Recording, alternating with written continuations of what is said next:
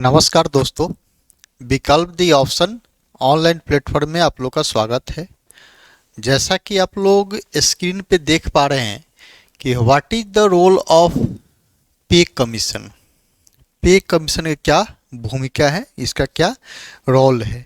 और ये जो पेपर का जो आप लोग देख पा रहे हैं, ये आज का हिंदू का न्यूज़पेपर का ये आर्टिकल्स है या ओपिनियन है, जो भी इसको कहेंगे। तो इसमें कहा जा रहा है कि पे कमीशन का क्या रोल है। और जैसा कि आप लोग अभी हाल फिलहाल काफ़ी चर्चा में था कि 8 पे कमीशन का गठन हो चुका है। और 8 पे कमीशन का जो गठन हुआ है, तो यह गठन एक रिटायर्ड जस्टिस हैं जिनका नाम है रंजना प्रकाश देसाई, उनकी अध्यक्षता में हुआ है। और इस आयोग का जो गठन हुआ है, उसका जो सचिव हैं वो पंकज जैन है। पंकज जैन आईएएस हैं, जो कि इसका सेक्रेटरी है। तो ये काफ़ी अभी चर्चा में बना हुआ है। और आप लोग फिर ये भी देख पा रहे हैं कि अभी बिहार में जैसा कि आज सेकेंड चरण का मतदान भी हो रहा है। फर्स्ट चरण का मतदान जो 6 तारीख को हुआ था, और आने वाले साल में कुछ राज्यों में चुनाव भी है। तो सामान्यतः जो पे कमीशन का गठन जो किया जाता है, ये कहीं ना कहीं आप देखेंगे ये राजनीतिक लाभ के लिए ये सरकार कहीं ना कहीं चुनाव से पहले एक हथियार के रूप में अब तक यूज करते आ रही है।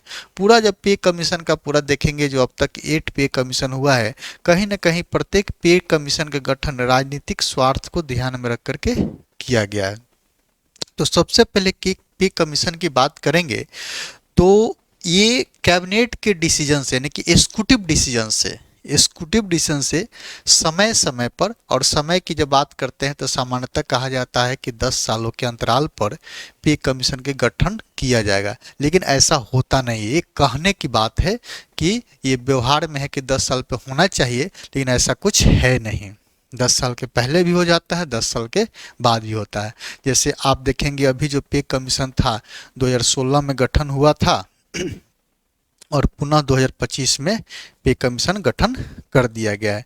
तो ऐसा कुछ नहीं है कि 10 साल के आसपास पे कमीशन गठन किया जाता है, लेकिन 10 साल पे ही होता है, ऐसा कुछ नहीं है। तो पे कमीशन के बारे में न तो कहीं संविधान में इसका प्रोविजंस है, और ना ही संसद के द्वारा कानून बना करके इसका कोई स्थापना के संदर्भ में कोई दिशा निर्देश दिए गए हैं। यह जो है एग्जीक्यूटिव डिसीजन से किया जाता है। जैसे कि आप लोग से पहले भी हमने इकोनॉमी एक्सप्रेस के चैनल पे चर्चा किया था कि जब नीति आयोग की बात करते हैं, प्लानिंग कमीशन की बात करते हैं, तो प्लानिंग कमीशन का जो गठन किया गया था वह एग्जीक्यूटिव डिसीजन से किया गया था, सरकार के आदेश से किया गया था। तभी तो हम लोग देखते हैं कि 15 अगस्त 2014 को मोदी जी ने एक ही झटके में कहा था कि प्लानिंग कमीशन को भंग करके नीति आयोग का गठन करेंगे। अब सोचिए, अगर संविधान में होता प्लानिंग कमीशन के बारे में वो बंद, तो कहीं ना कहीं संशोधन करना पड़ता। अगर संसद के द्वारा कानून बना करके प्लानिंग कमीशन का गठन किया गया होता, तो कहीं ना कहीं संसदीय परंपरा से गुजरना पड़ता। और जब 2014 की बात करते हैं, तो 2014 में लोकसभा में एनडीए गवर्नमेंट सांसद थी, राज्यसभा में तो इनकी बहुमत नहीं थी।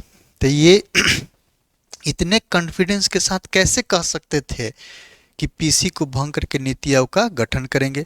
यानी कि इनको मालूम था, यानी कि ये परंपरा है कि जो भी गैर संवैधानिक निकाय है उसका जो गठन किया जाता है एग्जीक्यूटिव डिसीजन से किया जाता है। तो सबसे पहले अगर आपसे कभी पीटी फैक्ट्स के बारे में अगर पूछा जाए कि पे कमीशन संवैधानिक निकाय है, सांविधिक निकाय है, गैर संवैधानिक निकाय है, तो गैर संवैधानिक निकाय है। और जैसा कि आप लोग देख पा रहे हैं कि कैबिनेट के डिसीजन से इसका गठन करने का प्रावधान किया गया है। और हम लोग जानते हैं कि जब संसदीय शासन प्रणाली की बात करते हैं, तो संसदीय शासन प्रणाली में जो सर्वोच्च निर्णय लेने वाली जो संस्था होती है, जो सभी महत्वपूर्ण निर्णय लिए जाते हैं, वह निर्णय कहाँ लिए जाते हैं? कैबिनेट कमेटी में, कैबिनेट कमेटी में। और जैसा कि पहले भी आप लोग से चर्चा किए थे कैबिनेट कमेटी के बारे में, कि जब हम मंत्री परिषद की बात करते हैं, तो मंत्री परिषद हम लोग देखते हैं कि 3 लेवल का है। एक को कहते हैं कैबिनेट मिनिस्टर, दूसरे को कहते हैं स्टेट्स मिनिस्टर और तीसरे को कहते हैं विदाउट पोर्टफोलियो मिनिस्टर, जिसको स्वतंत्र प्रभार कहते हैं। तो जो कैबिनेट स्तर के जो मंत्री होते हैं, उन्हीं मंत्री से बनी हुई जो समिति होती है उसी को कैबिनेट कमिटी या कैबिनेट समिति, मंत्रिमंडलीय समिति कहते हैं, मंत्रिमंडलीय समिति कहते हैं। और जैसा कि हम लोग पहले भी चर्चा किए थे कि वर्तमान समय में जब भारत की बात करते हैं तो भारत में 8 प्रकार के स्तरीय मंत्रिमंडलीय समिति है। 8 प्रकार के, यानी कि 8 प्रकार के कैबिनेट कमिटी है, जिसमें हम लोग बार बार चर्चा करते हैं cabinet committee on economic affairs, यानी कि आर्थिक मामलों से संबंधित सभी महत्वपूर्ण जो निर्णय लिए जाते हैं वो कहाँ लिए जा रहे हैं, cabinet committee on economic affairs में। तो यहाँ भी चूंकि ये भी आर्थिक मामलों से जुड़ा हुआ ये शब्द है, पे कमीशन आर्थिक से जुड़ा हुआ ये टर्म है, इसलिए यहाँ भी जो पे कमीशन का गठन का जो आदेश हुआ है यह cabinet committee on economic affairs के माध्यम से हुआ है। तो ये कैबिनेट कमिटी पे कमीशन के बारे में इतना हम लोग को बेसिक आइडिया जानना चाहिए। अब सवाल है कि पे कमीशन का गठन किया क्यों जाता है। तो पे कमीशन के गठन करने का जो मुख्य पर्पस होता है जो कि आप लोग यहाँ के पैराग्राफ में आप लोग देख सकते हैं, स्पष्ट रूप से लिखा हुआ है, स्पष्ट रूप से यहाँ लिखा गया है कि व्हाट इज ए पे कमीशन। तो pay commission are setup in India by an executive order based on a cabinet decision. हमने यही आप लोग से चर्चा किया। The role of the CPC is the go into various issues of salary instrument, salary structures, retirements benefits and other services condition of central government employees including defence personnel and make suitable recommendation on the charge required. The first CPC was setup in 1946।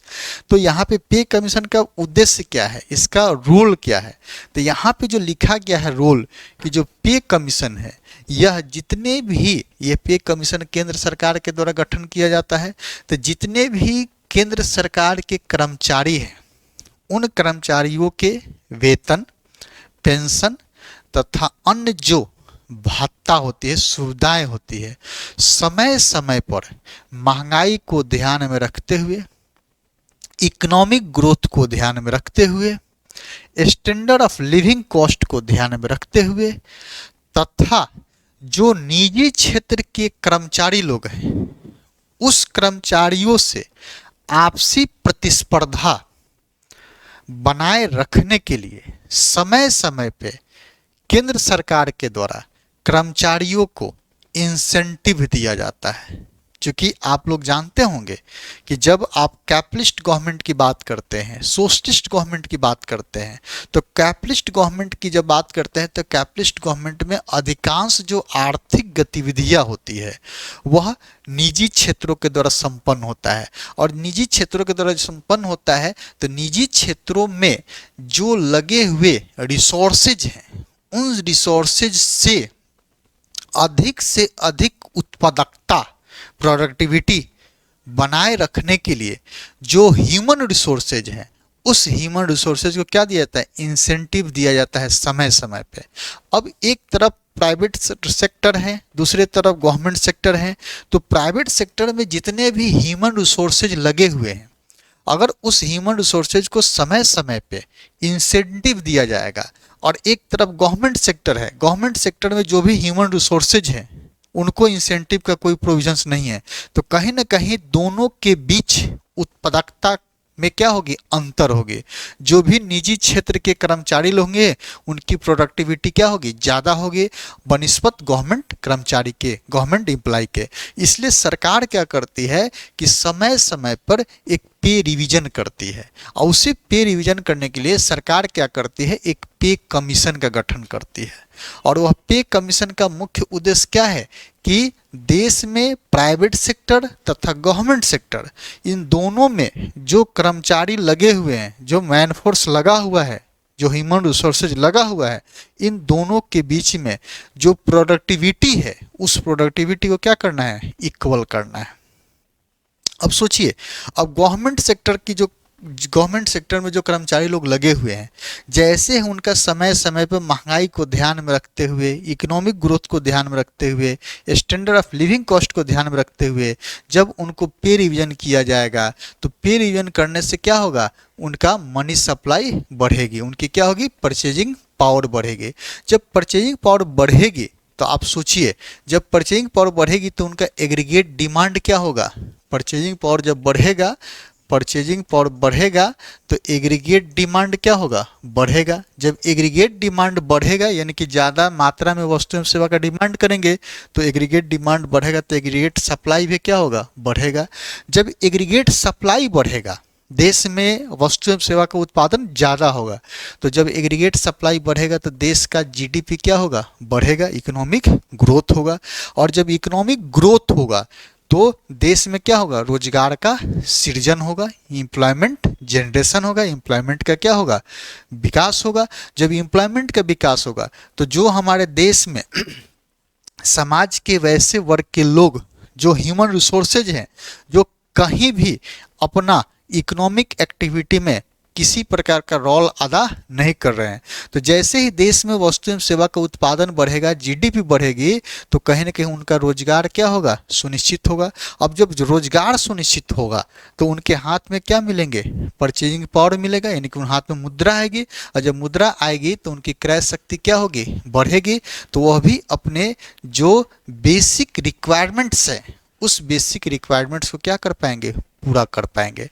तो देखिए, सरकार यहाँ पे जो private sector है और जो निजी सेक्टर है, इन दोनों के बीच में आपसी प्रतिस्पर्धा को बनाए रखने के लिए गवर्नमेंट सेक्टर के द्वारा समय समय पे क्या दिया जा रहा है, इंसेंटिव दिया जा रहा है। उस इंसेंटिव को किस रूप में दिया जा रहा है, पे रिवीजन के रूप में। उस पे रिवीजन को हम लोग क्या बोलते हैं, 8 पे कमीशन बोल रहे हैं, 8वां यानी कि वेतन आयोग बोल रहे हैं। लेकिन सरकार इसके माध्यम से क्या लक्ष्य पूरा कर रही है, तो सरकार इसके माध्यम से समावेशी विकास करने का प्रयास कर रही है, सतत विकास करने का प्रयास कर रही है। जो समाज में अमीरी और गरीबी के बीच में जो खाई है, उस खाई को पाटने का प्रयास कर रही है। तो यहाँ पे रिवीजन हुआ, लेकिन उसका आर्थिक लाभ कहाँ मिलना शुरू हुआ, समाज के सभी वर्ग के लोगों को एक मुख्य धारा में लाने का एक प्रयास किया जा रहा है। ये अलग बात है कि जब पे कमीशन का गठन किया जाता है तो इसका तात्कालिक लाभ जो सरकार में कर्मचारी के रूप में गवर्नमेंट कर्मचारी हैं, उनको प्रत्यक्ष रूप से लाभ मिलता है, लेकिन अप्रत्यक्ष रूप से समाज के विभिन्न वर्ग के लोगों को इसका लाभ मिलता है। और इससे क्या होता है, जैसे आप लोग यहाँ पे देख पा रहे होंगे कि हमारे देश में जो प्राइवेट सेक्टर है, इस प्राइवेट सेक्टर में हमारे देश में करीब 8.5% लोग क्या हैं, अपना रोजगार सृजन कर रहे हैं। यानी कि हमारे देश की कुल आबादी का 8.5% जो लोग हैं वो कहाँ पे अपने रोजगार को प्राप्त कर रहे हैं, गवर्नमेंट सेक्टर में, प्राइवेट पब्लिक इंटरप्राइजेस सेक्टर में, पब्लिक सेक्टर में अपना रोजगार प्राप्त कर रहे हैं। तो कहीं ना कहीं 8.5% लोगों को प्रत्यक्ष रूप से रोजगार मिला, सॉरी उसका लाभ मिला, लेकिन अप्रत्यक्ष रूप से कितने परसेंट लोगों को रोजगार मिलेगा, तो अप्रत्यक्ष रूप से आप देखेंगे तो मान लिए 1% कहा जाता है। एक साइमन कुजनेट से व्यक्ति हैं जो कि राष्ट्रीय आय की गणना का सबसे पहले कंसेप्ट दिए थे। उनका कहना था कि अगर 1% जीडीपी बढ़ता है तो करीब करीब 10% लोगों का रोजगार का सृजन होता है। तो कहीं ना कहीं जैसे ही पे रिवीजन होगा तो मनी सप्लाई बढ़ेगा, एग्रीगेट डिमांड बढ़ेगा, एग्रीगेट सप्लाई बढ़ेगा, जीडीपी ग्रोथ होगा, जिससे एम्प्लॉयमेंट का क्रिएशन होगा और जिससे समाज में लोगों को रोजगार का एक सुरक्षा होना सुनिश्चित हो जाएगा। तो आप लोग यहीं पे एक जो हम लोग के लिए महत्वपूर्ण जो डाटा है, ये डाटा ये देखना है कि ये 2022 का डाटा है, वर्ल्ड बैंक का डाटा है कि इंडिया में 2022 में जो पे रिवीजन हो रहा है और पे रिवीजन के माध्यम से क्या किया जा रहा है, जो सरकारी कर्मचारी हैं उनके वेतन, सैलरी इत्यादि जो इंक्रीमेंट मिल रही है वह जीडीपी का कितना परसेंट है, 5.8% है। यानी कि जीडीपी का 8%, जीडीपी का 5.48%, 8% हमारे देश के जितने भी कर्मचारी हैं उनके वेतन, पेंशन इत्यादि पे खर्च हो रहे हैं। दूसरा यहाँ पे आप देख रहे हैं कि पब्लिक सेक्टर की जब बात करते हैं तो पब्लिक सेक्टर में जितने भी लोग लगे हुए हैं, हमारा जो प्रत्येक साल बजट बनता है उस बजट का लगभग 17.70% यानी कि 18% के आसपास खर्च कहाँ होता है, तो कर्मचारियों के सैलरी, वेतन, सैलरी, पेंशन इत्यादि पे खर्च हो रहे हैं। और यहाँ पे देख रहे हैं कि टोटल पब्लिक सेक्टर की जब बात करते हैं तो हमारे देश की कुल आबादी का लगभग 8.5% लोग अपना रोजगार कहाँ प्राप्त कर रहे हैं, तो पब्लिक सेक्टर में प्राप्त कर रहे हैं। अब यहीं पे तुलना किया गया है, कंपैरिजन किया गया है कि यूएस में क्या स्थिति है, यूके में क्या स्थिति है, फ्रांस में क्या स्थिति है, जर्मनी में क्या स्थिति है, ब्राज़ील में क्या स्थिति है। अब जैसे हम लोग बात करते हैं, भारत की बात करते हैं, तो कुछ लोगों के द्वारा कहा जाता है कि सब लोगों को सरकारी जॉब कहाँ संभव है। अब देखिए यहीं पे आप यूएस में देखेंगे, हमारी कुल आबादी का 8.5% पब्लिक सेक्टर में लोग लगे हुए हैं। वही यूएस में जाते हैं तो 12.9 के 13% लोग कहाँ पे लगे हुए हैं, अपने रोजगार के लिए गवर्नमेंट सेक्टर में लगे हुए हैं। सबसे ज़्यादा गवर्नमेंट जॉब कहाँ पे है, फ्रांस में, देख पा रहे हैं सबसे ज़्यादा गवर्नमेंट जॉब कहाँ है, फ्रांस में है। तब कहाँ है, यूके की बात करते हैं।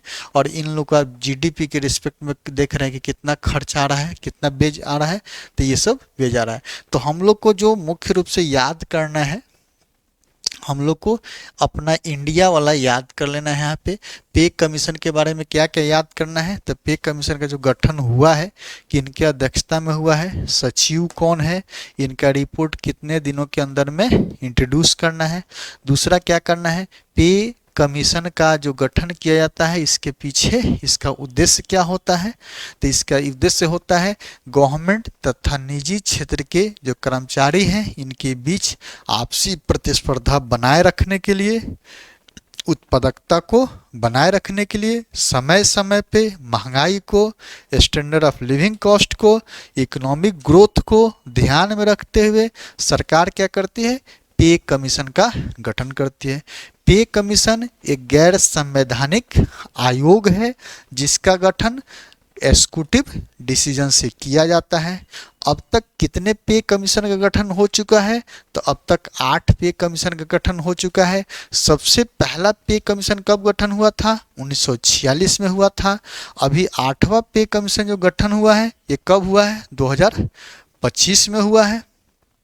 ठीक है, तो इतनी बातें आप लोग ध्यान पे रखेंगे। अब इसमें कुछ और भी आपको, ये पेपर तो चला ही जाता है और आप लोग पढ़ते होंगे पेपर, इसमें कुछ और भी है, जैसा कि यहाँ पे चर्चा किया गया है कि टर्म ऑफ रेफरेंस है, ये शब्द है एक टर्म ऑफ रेफरेंस। ठीक है, और यहाँ पे आप लोग जिस्ट में देख पा रहे हैं, पे कमीशन के जिस्ट में देख पा रहे होंगे क्या क्या लिखा हुआ है कि pay commission are setup in India by an executive order based on cabinet decision की बात की गई है। दूसरा, at present public sector compensation system are evolving to recruit and retain individual with appropriate competitions and skills. जैसा कि आप लोग से चर्चा किए थे कि इसका उद्देश्य क्या है, तो इसका उद्देश्य है कि जो निजी क्षेत्र के कर्मचारी हैं उनके बीच प्रतिस्पर्धा बनाए रखना, वे while attempting to contain the total cost of public exchequer. First, the TUR requires that CPC to compare the pay structure of the public sector with the private sector. ठीक है, तो ये आज का हिंदू का ये एक काफ़ी महत्वपूर्ण एडिटोरियल था जिसकी चर्चा हम लोग किए हैं। Thank you.